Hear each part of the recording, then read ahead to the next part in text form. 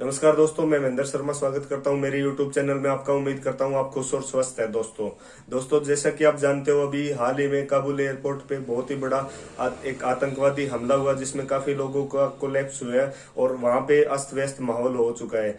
तो इसी बीच हम दिखाते हैं कि अभी ताहिर गोरा ने एक क्वेश्चन किया है कि क्या इसकी आंच पाकिस्तान तक नहीं पहुंचेगी, क्योंकि कहीं ना कहीं इसमें पाकिस्तान के आतंकी थे और उनका भी हाथ माना जा रहा है। तो दोस्तों आइए दिखाते हैं आपको ताहिर गोरा और आरजू काजमी की एक जबरदस्त डिबेट, जिसमें उन्होंने बताया, बहुत अच्छा विश्लेषण किया उन्होंने। आरजू काजमी ने ये तक कह दिया था कि ये वही तालिबानी है जो पेशावर में हमारे आर्मी स्कूल में बच्चों पे हमला तक कर चुके थे।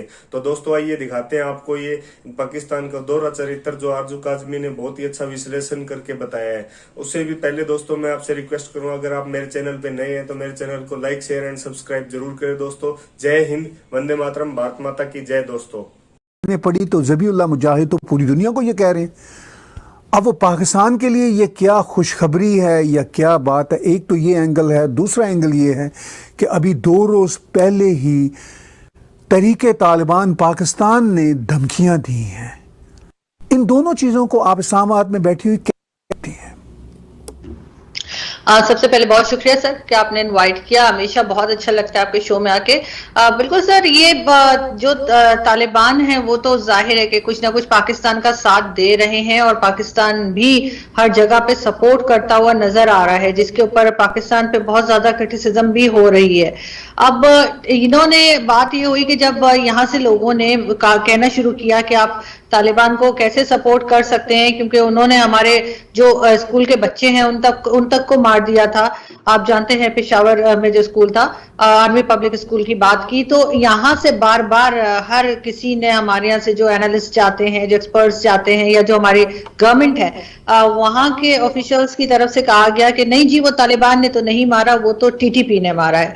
तो जाहिर है अगर आप एक डायरेक्ट इल्जाम लगाएंगे तो टीटीपी तो तहरीके तालिबान पाकिस्तान जो है वो हमेशा से पाकिस्तान के खिलाफ रहे हैं और काम करते रहे हैं। और जब ये ओपनली इन्होंने जो अफगान तालिबान है उनको सपोर्ट किया और टीटीपी वालों का नाम लगाया, तो या कहा, चाहे वो सच्ची ही बात क्यों ना हो, क्योंकि अगर ये उनको भी इल्जाम लगाते हैं तब भी जो तालिबान है वो उनका सुनने में आया था कि काबुल की जो सबसे बड़ी जेल है वहां से वो टीटीपी के लोगों को रिहा किया है उन्होंने, तो फिर ये कैसे साथ दे रहे हैं? तो जाहिर है कि ये जो दूसरा ग्रुप था या ग्रुप है वो इनसे नाराज है। तरह तरह की बातें भी की जा रही हैं, बल्कि मैंने पता कहना चाहिए न्यूज को चेक तो नहीं किया प्रॉपर, लेकिन कहीं से सुना था कि प्राइम मिनिस्टर इमरान खान भी कह रहे हैं कि उनको धमकियां दी जा रही हैं जान से मार देने की। अब कहां तक सच्ची बात है वो नहीं मालूम, लेकिन कुछ लोग बता रहे थे कि ये न्यूज भी चल रही है।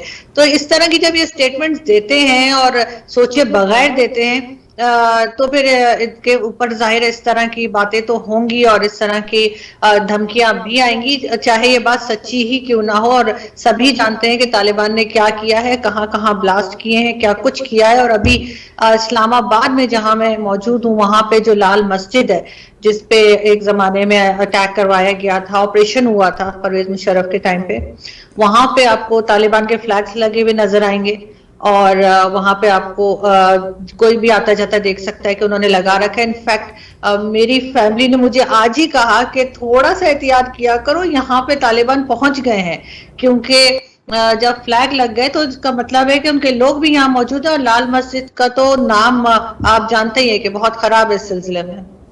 देखिए, आपकी फैमिली ने आपको एक तरह से अलर्ट किया कि एहतियात किया करें, तालिबान पहुंच गए हैं, मगर आप और मैं जानते हैं कि तालिबान कभी गए ही नहीं, वो माइंडसेट तो कभी गया ही नहीं और वो माइंडसेट बढ़ता चला जा रहा है। मैं आपको बताऊं, यहाँ कनाडा में पाकिस्तानी कम्युनिटी के ऐसे ऐसे बिजनेसमैन जो बड़े सूटेड बूटेड होते हैं, वो सोशल मीडिया पे लिख रहे हैं कि तालिबान का पीसफुल आना एक बहुत ही अहम काम है, बड़ी अच्छी बात हुई है।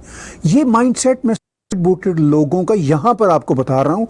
तो में जो एक ख़ास तालिबान के हुलिये वाले लोग हैं वही तालिबान को खुशामदीद नहीं कहते, और भी लोग कहते हैं, सूटेड बूटेड लोग कहते हैं। खुद आपके प्राइम मिनिस्टर इमरान खान जो एक ज़माने में काउबॉय की शोहरत रखा करते थे, वो तालिबान खान के नाम से ना सिर्फ जाने जाते हैं बल्कि वो कह रहे थे अभी पिछले हफ्ते ही कि अफ़गानों ने ग़ुलामी की जंजीरें तोड़ दी हैं, यानी तालिबान ने ग़ुलामी की जंजीरें तोड़ दी हैं। मिनिस्टर फवाद हुसैन और इस तरह के और मिनिस्टर्स के बयानात भी सामने हैं।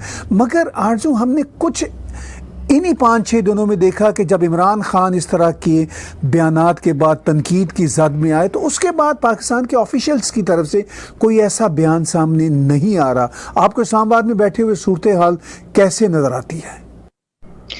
सर, यू टर्न लेने का पुराना रिवाज है इमरान खान साहब का, और वो अक्सर जब उन्होंने लेडीज के ऊपर भी कमेंट किया था उससे भी वो साफ मुकर गए थे, दूसरे दिन कुछ और बात कर दी थी। लेकिन तालिबान जो है उनको वो हमेशा से सपोर्ट करते रहे हैं और वो उससे नहीं हट सकते। आपने बिल्कुल ठीक कहा कि यहाँ पे सिर्फ तालिबान के गेटअप वाले लोग ही जो है उस मेंटेलिटी के नहीं है, बल्कि मेजॉरिटी वैसे ही है। आप अगर कभी देखें तो ना सिर्फ आप जैसे कनाडा की बात कर रहे हैं, पूरे दुनिया में ये लोग फैले हुए हैं, और पाकिस्तान में तो 60-70% लोग इसी माइंडसेट के आपको मिलेंगे।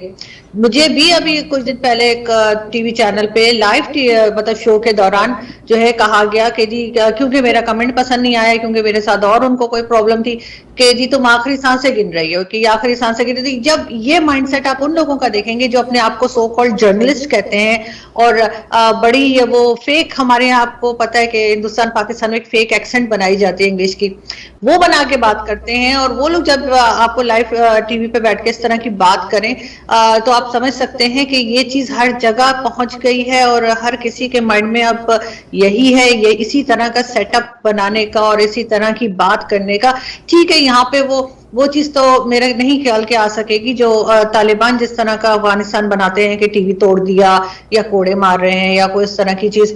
लेकिन ये जरूर है कि हर जगह पे जो है वो इस तरह का निजाम लाने की या इस तरह की चीजें लाने की कोशिश की जाएगी कि जहाँ पे लेडीज को जो है वो घर बिठाया जाए या उनको आगे बढ़ने से रोका जाए।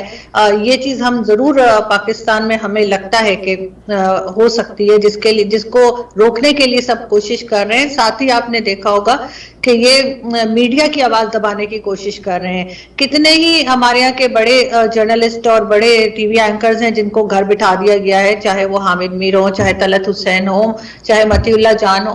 हर किसी को जो है जब कोई बात करने लगता है, इनके अंदर टॉलरेंस नाम को नहीं है। वरना अगर कोई झूठ बोल रहा है, मैं ये नहीं कह रही कि सब सच या सब झूठ बोल रहे हैं, लेकिन अगर कोई झूठ बोल रहा है तो मेरे ख्याल है उसको कोई फर्क पड़ना नहीं चाहिए कि आप अगर अपनी जगह कॉन्फिडेंट हैं तो बोलने दीजिए, और अगर कोई सच बोल रहा है तो उस सच को छुपाया नहीं जा सकता। लेकिन हमारे यहाँ पाकिस्तान में अब टॉलरेंस लेवल बिल्कुल जीरो हो गया, किसी की बात सुनने को तैयार नहीं। तो गवर्नमेंट एक बिल लाने की नाकाम कोशिशें कर रही है जिसमें वो सारे मीडिया को, सोशल मीडिया को, हर चीज को कंट्रोल कर सके, ऐसे ही जैसे चाइना ने किया है। लेकिन उसके लिए खैर हम लोग प्रोटेस्ट भी कर रहे हैं, बात भी चल रही है। इतनी आसानी से इनको ऐसा कुछ करने नहीं देंगे, और होपफुली कि इनको इस चीज से हटना पड़ेगा। ये वही एक तरह की चीज है जो आपको याद होगा, कुछ टाइम पहले इन्होंने कहा था कि अगर आर्मी के खिलाफ कोई बात की, आर्मी को कुछ कहा तो उस पे 2 साल की कैद होगी और 5 लाख जुर्माना होगा। यकीन कीजिए सर कि उसके बाद लोगों ने उससे डबल गालियां दी आर्मी को, उससे जो बात कर रहे थे उससे कहीं बढ़ के किया, और कहा कि ठीक है कर दो, जो जुर्माना करना है फाइन लगा दो, और अरेस्ट करना है अरेस्ट कर लो, लेकिन हम तो बोलेंगे। तो यही चीज इनको यहाँ भी फेस करनी पड़ेगी। मेरा ख्याल है जितने ब्लंडर्स इमरान खान साहब की गवर्नमेंट कर रही है, इतने शायद ही किसी ने किए होंगे।